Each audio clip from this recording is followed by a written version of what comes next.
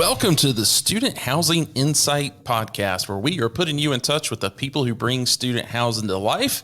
I'm your host, Wesley Dees, and I've got some breaking news that I wanted to make sure that we got out this weekend. I know everybody tends to listen to this podcast while they're on their way to a conference, and we've got NMHC next week and a couple other things in October, and so I wanted to make sure that we got this announcement out. But first, let me introduce, if you haven't heard of him before, Mickey Croft, CEO of Vector Travel. Mickey, how are you? I'm doing great. Thank you for having me, Wes. Well, I wanted to, thanks for jumping on so quickly. Yesterday, you sent me a press release of a new program that, you and I have been talking about for several weeks now.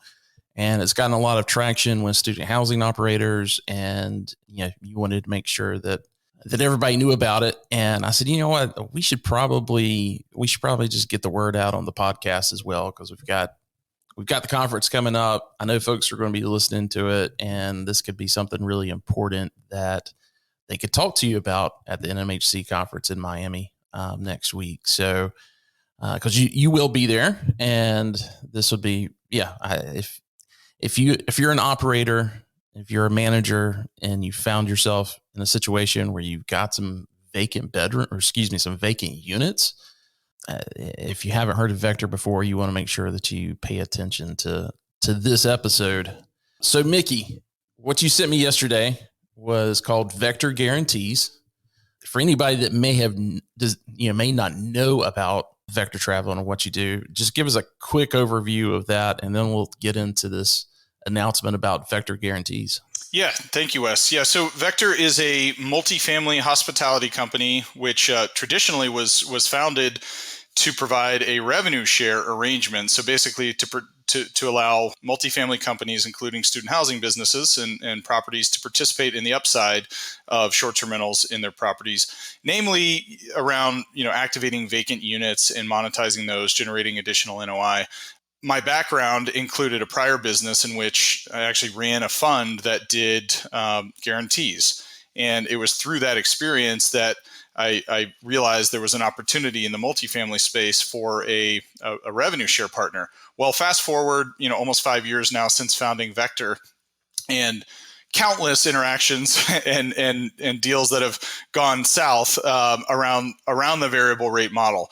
Now we still do it, and that is still at this point the majority of our portfolio. But we listen to the market. Essentially, we heard from equity partners in deals. We heard from operators around various other properties, or portions of their portfolios where they needed to know exactly the amount of money they were going to get paid every month. It didn't mean it had to be always market rate, but they needed to know a set amount, whether it was for tax purposes, planning purposes, lender preferences, various other docs. So we created this program, as you mentioned, Vector Guarantees. Well, yeah, thanks for explaining that. I guess kind of simply put, and full transparency for those that have not been listening to the podcast, Vector has been a longtime sponsor of the podcast, and because of that, I've got to know Mickey pretty well and what they do, and I'm not just someone that's taking advertising dollars from them, but I've also been a client as well, because with some of my other asset management clients, we've actually rolled your program out, and it's been fantastic. It's actually surpassed what our original expectations were, and because of that, I just can't say enough good things about you guys. But I've got to say, one of the things that anytime we've activated you or activated Vector, it's been one of those things that my client on the asset management side has said, okay, well, how about if, because it's a shared revenue program, so how about if Vector's not able to lease these out? Where are we going to be, in that situation? And and that's part of the risk. I mean, fortunately, I've not run into a situation where that we weren't actually better off with Vector being there versus even getting market rent. So there's that experience, but I'm sure that's it's still a risk level that I'm sure not everybody's going to be that comfortable with. And, as I've made introductions for you to other student housing operators, I know that's been one of the things that they've been giving you feedback on. Even when I've followed up with them just to see how things are going, they've kind of mentioned that as well. And a few weeks ago, you just said, hey, I think we can do some type of guarantee program. That's right. Yeah. Yeah. So tell us the news. Yeah. So the news is we're rolling out, this program that we're calling Vector Guarantees, as mentioned. The basics are it's a set monthly payment. So we will look at any given property and the available unit mix in advance. We have national data sets of short-term rental data. So we'll review that. We'll do some projections, and we'll effectively just back into amounts that we can offer on a guaranteed basis. We're really striving to fit this in with the rest of our operation, doing pretty much everything else the same. So really the only difference is the fact that we're paying a set amount to our clients. Now, that should give some comfort to anybody who has worked with us in the past, who knows that we really do a strict job of vetting guests, screening out potentially bad guests, and then overseeing the properties. So we really see ourselves as stewards of those assets, and those guests are representatives of Vector to some extent while they're there. And if there's ever a problem, we remove them. We also do things like noise monitoring inside the units, and we have secure access, typically one way or another, through like a key locker system or keyless entry. So really, the entire operation stays the same. The only difference is the business model underpinning it, just so effectively more student housing companies can say yes. So, let's talk about that for a moment, because the guarantee part it's not going to be at the front of the month, where landlords are typically used to getting their rent. And I could completely understand that. This is going to be something that you're paying in arrears.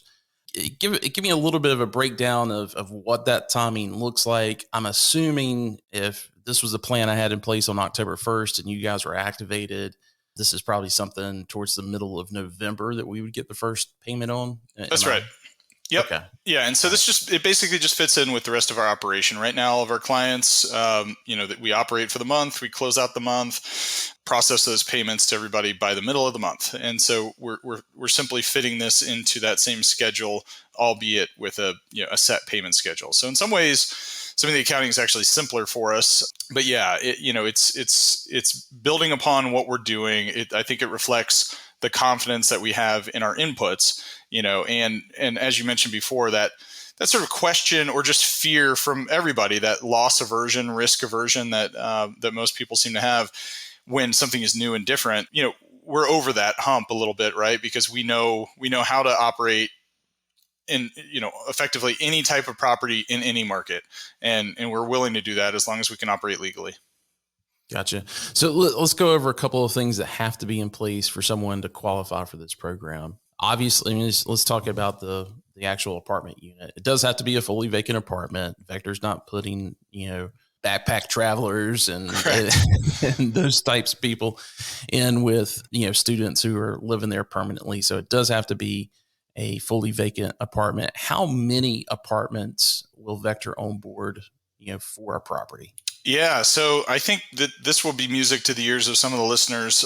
We really don't have a firm minimum at this point. We basically have ways to staff it differently and maybe leverage the on-site team just a little bit more than we would in a densely populated property. One with maybe 10 to 20 units, even just 2 or 3 units, we would do this.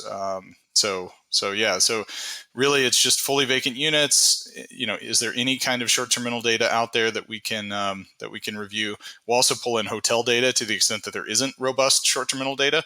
And then we'll go from there and try to come up with some kind of an offer that, mitigates the vacancy loss for our client, juices their financials, and then gives us a path to operate. So anything as far as with, in a particular market, obviously you're looking on AirDNA and some of those other sites to find out, kind of forecasting, what you guys feel like you will be able to make off of it. Is there something there? What types of boxes have to be checked, I guess is what I'm trying to ask, in order for for you to be able to offer that guarantee, because you're not offering it in every situation, right?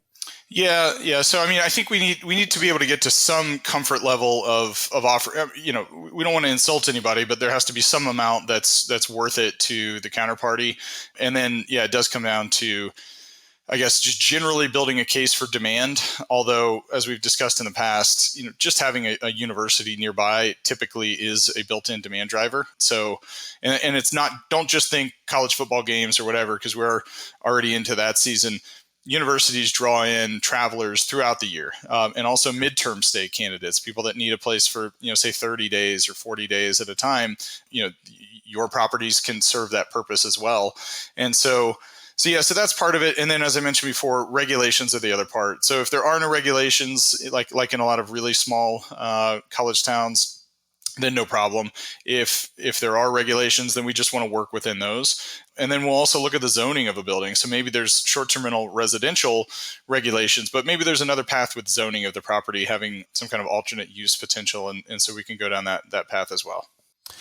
Well, this year there was, especially in the tier 1 Power 5 schools, vacancy is very low this year.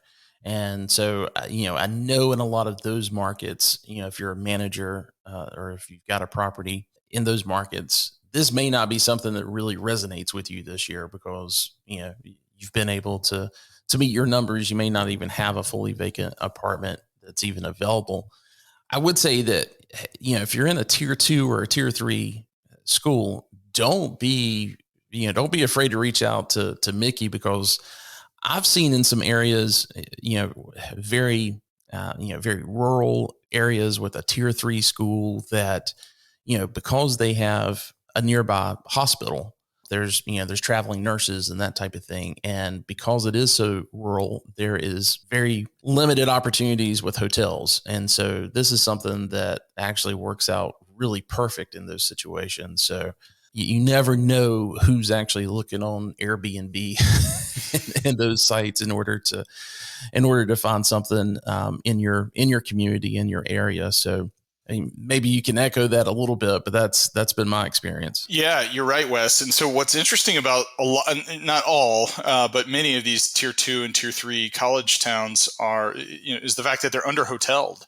And so, whatever travelers need to go there, whether it's, young alumni, friends and family of students, or just, university ecosystem people. So, even think about your own staff that need to travel around to various markets. Think about those cities where it's actually hard to find a hotel room, or hard to find a hotel room for less than $250 or something, even in a tier 2 or tier 3 city.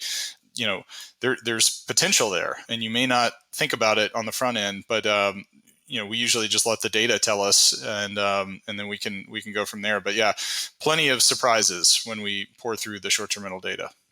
Yeah. I've been shocked at some of the stuff you've sent over, just saying, hey, do you know anybody in these markets? That's right. Oxford, Mississippi's one. Like I was shocked at the nightly rate in Oxford, Mississippi. It kind of makes me want to go there, just, build Airbnbs. Absolutely. Yeah. Yeah. I mean, and it's not just Oxford. I don't know where these quite fit in, but Athens, Georgia comes to mind. Tuscaloosa, we just looked at, that might be a tier 1 college market, but it's not a tier 1 city per se. Sure.